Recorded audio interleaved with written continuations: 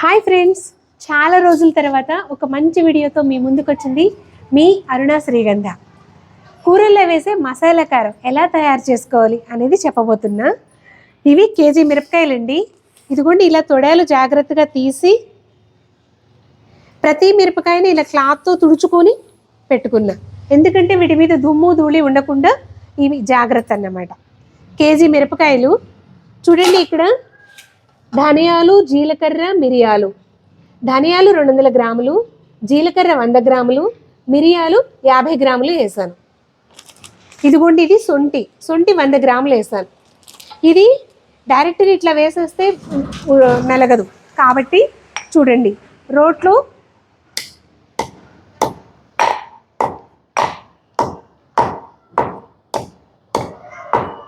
ఇలా చాలు.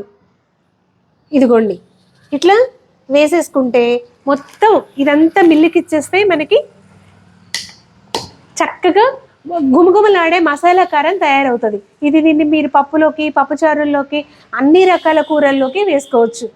ఇలా బయట సాంబార్ కారం అని, మసాలా కారం అని అమ్ముతారు. మనం చేసినంత శుభ్రంగా జాగ్రత్తగా చేస్తారు అని నమ్మకం లేదు. కాబట్టి చాలా సులువుగా చక్కగా మీరు ఇంట్లో తయారు చేసుకోండి. ఓకే ఫ్రెండ్స్, సో ఈ వీడియో ఎలా ఉందో కామెంట్స్ రూపంలో మీ రెస్పాన్స్ చెప్పండి. ఓకే, అన్నం పెట్టే చేతులకు దండం పెడితే తప్పే ఉంది ఫ్రెండ్స్.